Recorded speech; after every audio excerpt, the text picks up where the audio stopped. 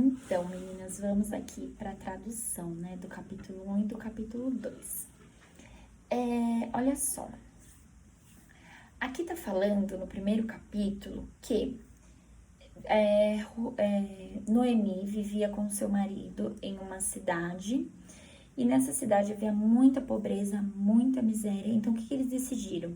Eles decidiram se mudar e ir para uma cidade estrangeira, né?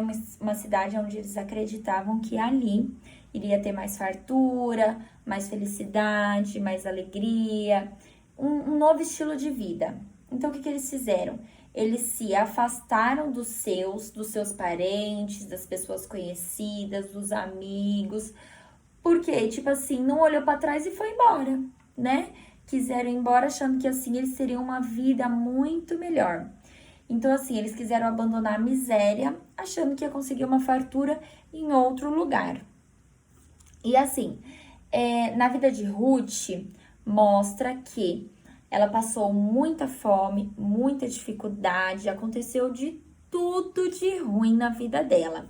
Só que ela foi uma mulher muito guerreira, né? Porque assim, por que Ruth foi guerreira? Quando você acompanha a história do começo, mostra que eles viveram numa cidade estrangeira, que Ruth era de lá, né? Tanto que o seu marido conheceu ela lá. E assim, eles viviam bem, eles viviam felizes, estavam no estágio bom da vida, um estágio bacana. Só que assim, tudo caiu, porque o seu sogro faleceu, o seu esposo faleceu, o seu cunhado faleceu, e as esposas, as mulheres se sentiram desamparadas naquele lugar. Elas não tinham mais forças para viver ali. Então, qual foi a solução de Noemi? Voltar à sua terra de origem, né? Que era a terra de Belém. Então, o que elas fizeram? Elas voltaram para lá. Só que nessa volta para lá, Noemi se sentiu tão amargurada, ela sentiu que Deus pesou tanto na vida dela, que o que ela fez? Ela começou a se amargurar para a vida. Então, ela acreditou que tudo que aconteceu na vida dela foi digamos assim, que foi um castigo de Deus, né? Que Deus a castigou. E assim, isso não é o que acontece de fato, de verdade, né? Isso infelizmente, são consequências das coisas que a gente faz nas nossas vidas que acarreta nas coisas ruins, né? Tipo assim, você faz coisas boas, você colhe coisas boas. Você faz coisas ruins, você colhe coisas ruins. É consequência da vida. E assim, Noemi já estava tão amargurada que ela não conseguia ver nada de bom. Então, qual foi a ideia dela? Voltar para a terra dela. Se lá é a miséria, é isso que eu mereço, é isso que eu tenho, vou voltar para lá. Só que assim, as suas noras, as duas, a órfã, ela foi seguir seu rumo, foi tentar se casar de novo, foi tentar achar outro marido e viver a sua vida. Já Ruth não abandonou. Ruth teve um coração bom, um coração puro de cuidar da sua sogra. E aí, o que acontece, gente? Juntas, elas vão refazer a vida. Quando elas chegaram na cidade, Noemi fala, né, que Deus pesou na vida dela, que hoje ela tá voltando pra miséria, que ela não tem nada. E assim, Ruth vendo toda essa situação, toda essa tristeza, o que Ruth faz? Ruth vai num lugar de colheita para pegar os restos, assim, o que as pessoas colheram, o que caiu, o que sobrou, era o que ela ia comer, era o que eles mereciam, né? Digamos assim. Então, o que essa história mostra pra gente? Que nas dificuldades que nós passamos na vida, a melhor coisa é sempre estar ao lado de quem nós nos amamos. Para quê? Para nos fortalecer. E Ruth amava muito sua sogra, tanto que ela foi a fortaleza de sua sogra, né? Porque assim, perante essa situação difícil, Noemi caiu, mas Ruth não. Ruth foi a força. É igual no casamento, quando tem os dois, quando um cai, o outro tem que estar fortalecido, não pode cair os dois, né? Se você mora com seus pais, se vocês estão passando por alguma dificuldade, um ou outro cai, mas um tem que estar forte para fortalecer o outro. Essa história mostra muito isso pra gente, né? Que perante as dificuldades, perante as situações ruins que a gente passa na vida, um tem que estar forte. Nunca pode cair os dois. Por isso que a gente fala, vai buscar, vai atrás de Deus, conversa com Deus, porque assim, é só Ele para nos fortalecer nesse momento de tristeza, de dificuldade. E o que acontece?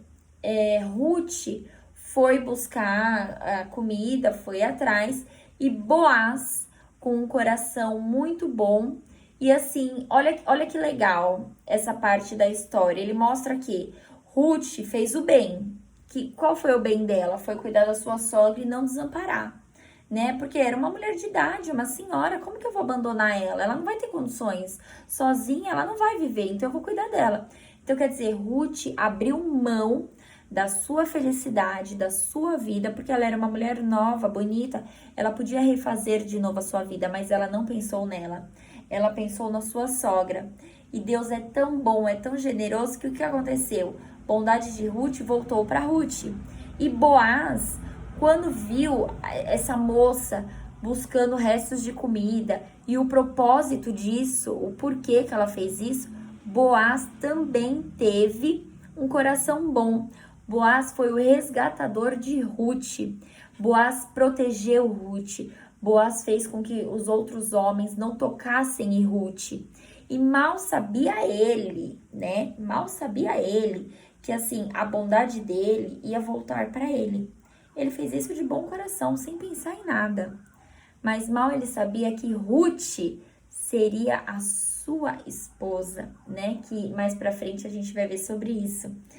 Que a bondade de Ruth e a bondade de Boaz, ambas voltaram um pro outro, né? Então, assim, o que é muito bacana dessa história é que mostra que mesmo que às vezes a gente faça as coisas boas, que a gente faça o bem pro próximo, às vezes a gente fala assim, nossa, eu faço tudo tão certo, eu tenho um coração tão bom, e minha vida, né, acontece as coisas e tal, mas nunca desista.